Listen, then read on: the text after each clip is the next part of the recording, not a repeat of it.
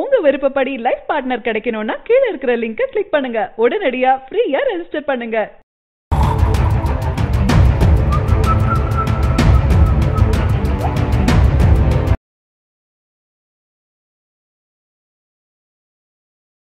அடுத்த படம் பற்றி பிரபாஸ் எடுத்துள்ள முடிவு. பிரபாஸ் தெலுங்கு சினிமாவில முதலாவதாக நடித்த படம் தான் பாகுபலி. மிகப்பெரிய பட்ஜெட்ல உருவான இந்த படம் விமர்சன ரீதியாகவும் வசூல் ரீதியாகவும் பெரிய அளவுல சாதனை படைத்தது. இந்த திரைப்படம் பழைய ராஜா காலத்து கதையாக அமைந்திருந்தது. இதனால அனைத்து தரப்பினரையும் கவர்ந்திருந்தது. மிக முக்கியமாக இந்த திரைப்படத்தை ராஜ்மௌலி அவர்கள் இயக்கியிருந்தார். இவர் இதற்கு முன் இயக்கிய திரைப்படம் நானி. இந்த திரைப்படமும் மிகப்பெரிய அளவுல சாதனை படைத்தது.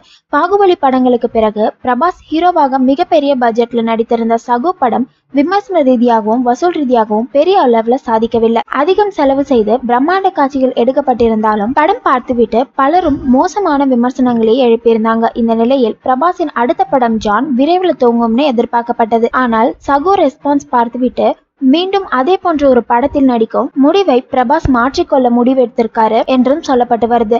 அதனால் பிரபாஸின் அடுத்த படம் ஜான் கைவிடப்பட அதிக வாய்ப்பு இருப்பதாக தெலுங்கு மீடியாவில செய்திகள் பரவிட்டு வருது. தமிழ் ஹீரோ மீது கிரஷ் ஓபனாக கூறிய நடிகை ரித்திகா. பிக் பாஸ் சீசன் 2வின் டைட்டிலை வென்ற நடிகை ரித்திகா இவர் நடித்துள்ள குண்டு படம் சென்ற வாரம் ரிலீஸ் ஆனது. தினேஷ் மற்றும் கயல் ஆனந்தி ஜோடியாக நடித்திருந்தாங்க. தினேஷ் நல்ல திரைக்கதையில் தொடர்ந்து நடித்துட்டு வராரு. ரசிகர்கள் மத்தியில நல்ல வரவேற்பையும் பெற்று வராரு.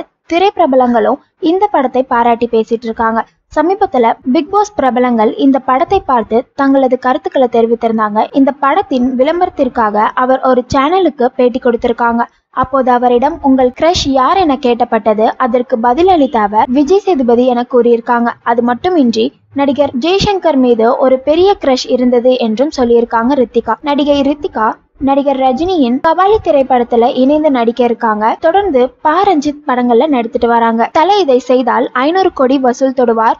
மாசாக பேசிய தயாரிப்பாளர். பாக்ஸ் ஆபீஸ் மன்னன் என்ற பெயரை எடுத்தவர் தான் தல அஜித் குமார். இவரின் படங்கள் இந்த வருடத்தில் வெளியான இரண்டுமே நல்ல வரவேற்பை பெற்றிருந்தது.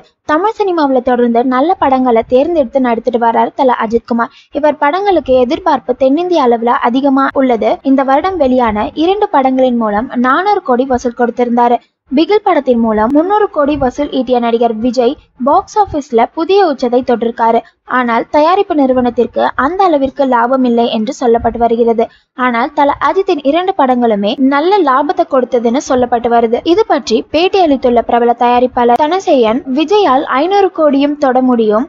தெலுங்கு மற்றும் ஹிந்தியில் இன்னும் அதிகம் கவனம் செலுத்தினால் 500 கோடியை தொடலாம். தல அஜித்தாலும் அது முடியும். ஆனால் அதற்கு அவர் முயற்சி எடுக்க வேண்டும். அவர் எந்த ப்ரமோஷனுக்கும் வரமாட்டேன் என்கிறார். விஜய் சார் ஒரு ஆடியோ நிகழ்ச்சியில் மட்டுமாவது வந்து பேசுகிறார். அதனால் தான் பெரிய ரீச் கிடைக்கிறது. அஜித் அப்படி எதுவும் செய்யாத போது எப்படி அதை ரீச் செய்ய முடியும் என தெரியவில்லை. இப்போது ப்ரமோஷன் மிக முக்கியமானது. தல அஜித் ப்ரமோஷனுக்கு வந்தால் அவரது மார்க்கெட் இன்னும் அதிகரிக்கும் என தனசேயன் குறிப்பிட்டிருக்காரு. தல அஜித் எந்த நிகழ்ச்சிக்கும் வெளிவராமலே தனது வசூல் பலத்தை நிரூபித்தவர். இவர் மட்டும் ப்ரமோஷன் போன்ற நிகழ்ச்சிகளில் கலந்து கொண்டால் இந்தியாவில் பிரம்மாண்ட சாதனை படைப்பார்.